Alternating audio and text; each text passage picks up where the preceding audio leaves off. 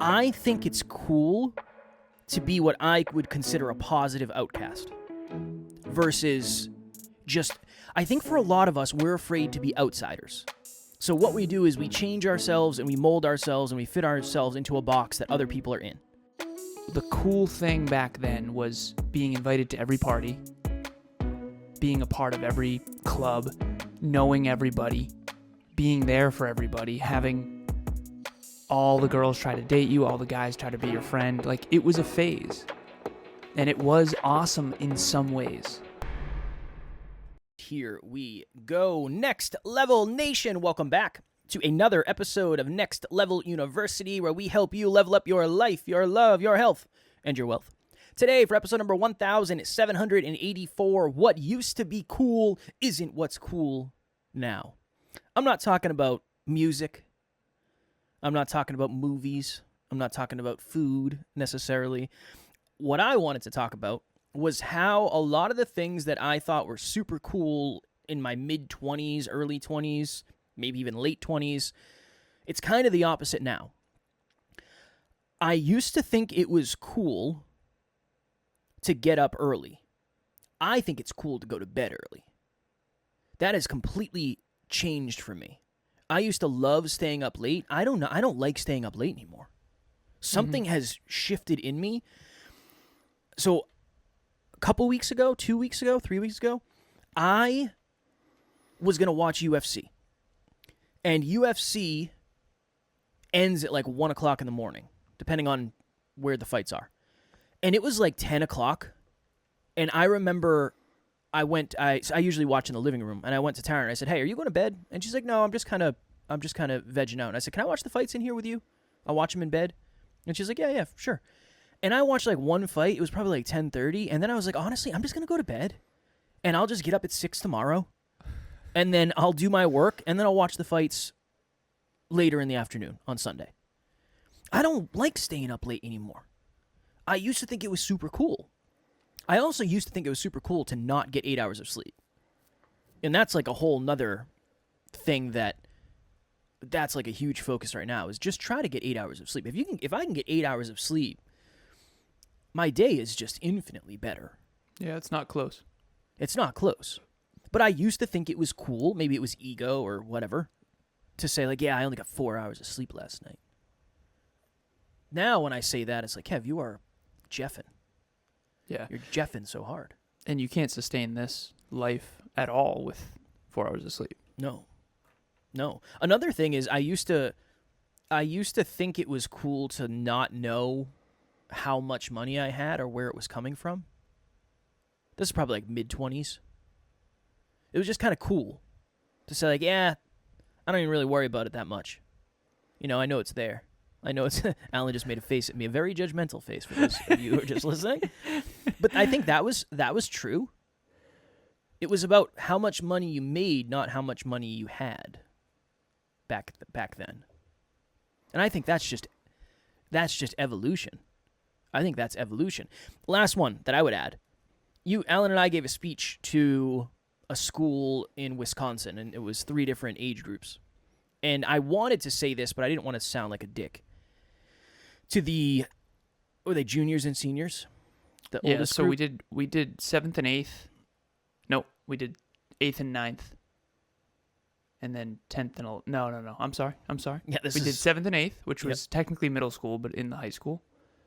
Then there was 9th and 10th, and then there was 11th and 12th, so juniors and seniors.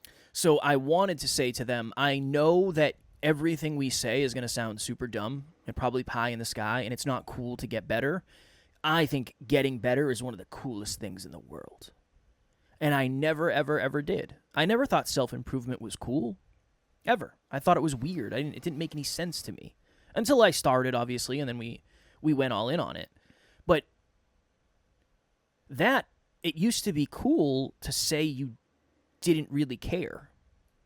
It used to be cool to live from a place of more ego and less humility, vulnerability, and construction of your life. And I think a lot of that has changed. I think we're starting to see, because self-improvement, there were a few pioneers of self-improvement before the internet was a thing. So it was different. It wasn't as widespread. Jim Rohn. Mr. Jim Rohn. Yeah, Brian Tracy was... Yeah. He's a Zig Ziglar. Brian Tracy's an elderly... Mandino. An elderly fellow. Napoleon Hill. All those. Now, there's a million people that are into self-improvement. And it's all over the place. It's probably not all over the place as much as I think, because I'm in it. So my social media feed as the algorithm of self-improvement, food and cars, and fighting, essentially at this point. So that's kind of all I see.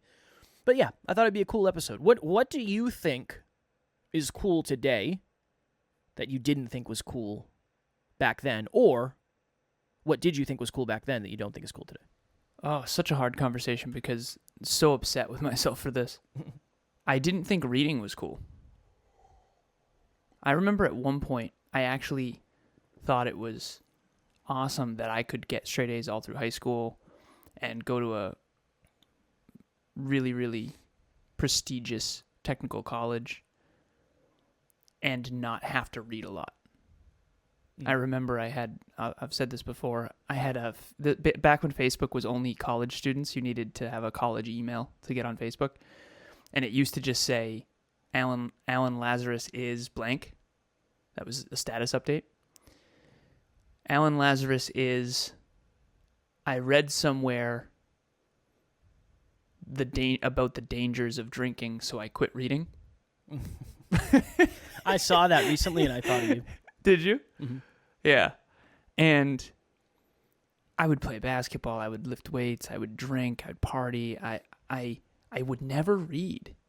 What the hell was I thinking, man? I'm so mad at me. Who doesn't, think about how important it is to read books. It's so important. Imagine you never read a book. Yeah. You would take away so much of your understanding. Remember Stretch? There's a book called Stretch. There's so many deeper understandings and concepts that come from reading great books. I mean, it's just unbelievable. We've been doing book club for almost, I want to say 3 years or more than 3 years maybe. But we've read 17 books in book club. That's wild. And they're really good books. These are very cherry-picked, extraordinary books. And I've talked every week for 3 years, so however many weeks that is, 50? So 156 weeks, right? 52 times 3? Yeah, 156 weeks. So at least 156 weeks of book club where we talk with great people about great books. So that would be my biggest... I have several regrets, but I have two huge ones.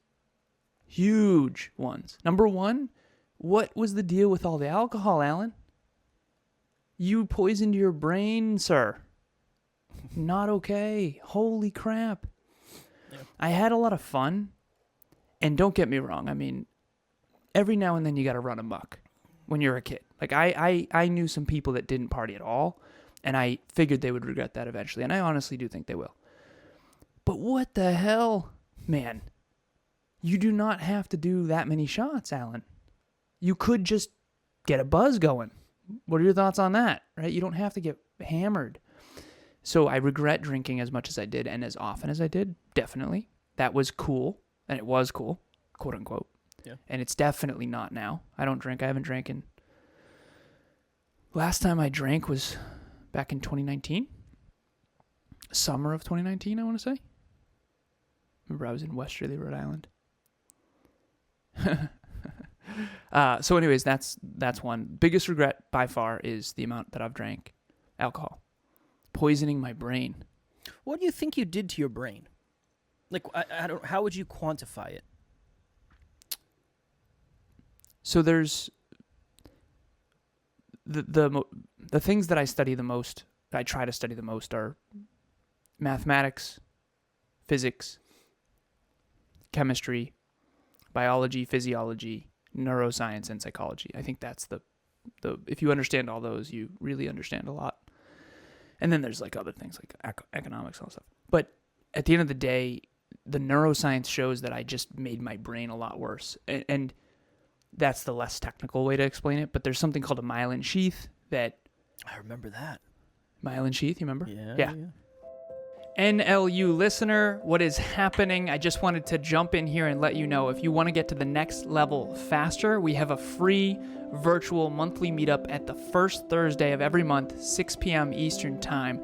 You can connect with like-minded people and become a bigger part of this amazing global community. The link to register will be in the show notes.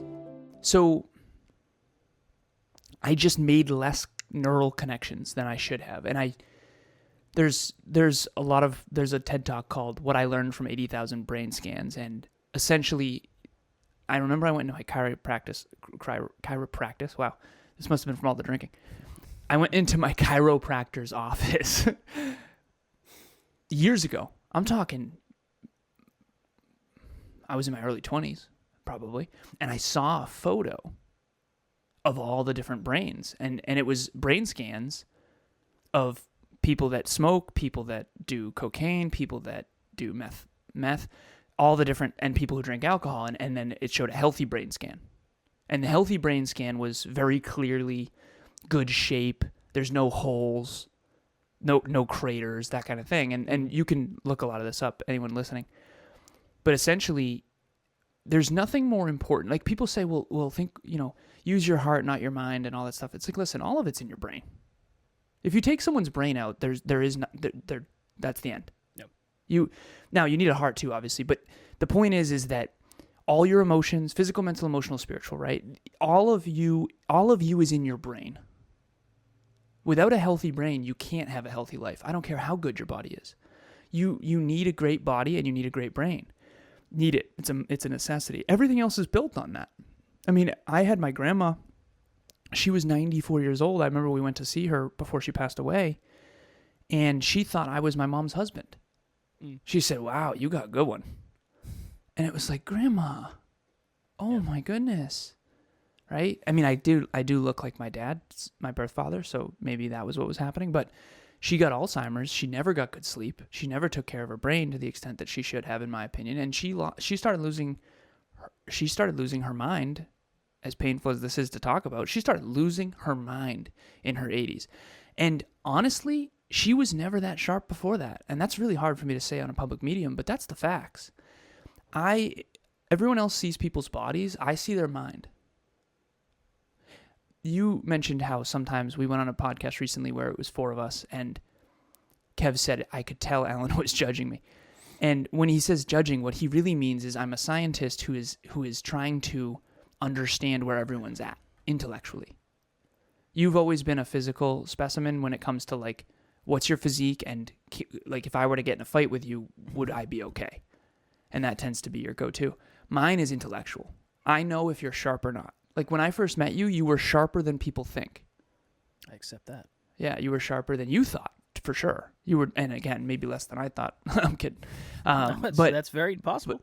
But that's one thing that I will never not see. I can tell when someone is not all there. And that's unfortunate, because the truth is, if you get good sleep and if you don't drink a ton, and if you take care of your health and you take care of your brain, half the foods Emilia and I eat are for brain. Blueberries are really good for your brain. She set an alarm last night for 8:30, and it went off today, and it almost woke her up. And I said, we gotta switch that. Like, if your body can sleep more, because your memory improves. You guys can all look this up, so I'm not gonna turn this into a sleep seminar. But at the end of the day, I'm upset with myself for 2 reasons. Number one, what in the hell with all the drinking? That is not cool. It's not as cool as I thought. And then number 2, reading books is also going to develop your brain. Imagine, everyone go back to when you were in high school. Like, think about when you were in high school. Think about how unintelligent you were. You didn't know how anything worked. You didn't know how human beings worked. You didn't know how the school system worked. You didn't know how the government worked. You didn't know how the globe worked. You didn't have a global perspective. You didn't know anything. So you can't succeed in the world. And so a lot of people, I'm being very intense right now, but at the end of the day, people come to me, they say, well, why aren't people achieving their goals? Why don't I achieve my goals? Why am I unsuccessful? Why aren't I fulfilled? Because you don't know enough. You have to go learn how to be fulfilled. You have to go learn how to start a business. You can't just, like, set goals and then go to the beach. Yeah. You have to, I mean, that's the truth too. 7 years ago when I first met you, you just didn't know enough. Oh, that's fair. It really yeah. is that simple. You And had you've work told ethic. me that. You've told me that. Right? You said I said to Alan one time, I said, I don't think I'm smart enough. And you said, what if you're not smart enough yet? What if you're just not smart enough yet? And that was the truth. I didn't know anything. I didn't know anything. This is a really good example. I knew a ton about fitness while I was in a good shape. Exactly. Because I knew 100%. a ton about fitness. That's all. Yep. That's all.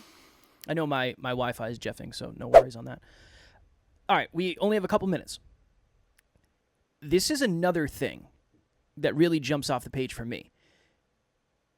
I think it's cool to be what I would consider a positive outcast versus just, I think for a lot of us, we're afraid to be outsiders.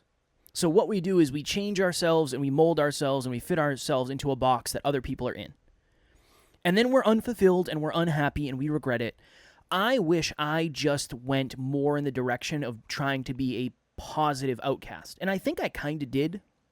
I do think that's something that I didn't think was cool, really. I actually did think it was cool. I think now I understand it's more cool than I thought it was. And all I mean by that is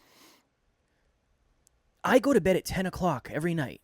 Friday night, Saturday night, if I'm not watching UFC. I love that. But I know a lot of people on Friday and Saturday want to get wild. I don't want to get wild. I want to go to bed so I can get up early. I love getting up early on Saturday and Sunday. I'm not telling you need to do it. That's not what I'm saying. I love getting 8 hours of sleep and then getting up. And for me, it's 10 to 6. That's kind of the way it works for me. I understand that's rare. I understand it's rare to go somewhere and not drink and say, no, I'm good. I understand it's rare to go out to eat with a bunch of people and get a salad or get something that fits your macros or whatever. I understand it's weird to go somewhere and say, hey, just so you know, I can't stay late. I got somewhere to be after this. I think that's cool as shit now. I really do. Because the behavior, the mindset starts. You start with a mindset and then eventually you have the behavior. And when your behavior is different than everybody around you, your results are eventually going to be different than everybody around you. But you're probably going to feel like an outcast. But what if the thing that you're aspiring to, the thing that's going to keep you company, is your progress, your awareness, and hopefully the accomplishment of your goals? That's what I think is super, super, super cool now that I didn't. All right, last thought before we go. What do you got?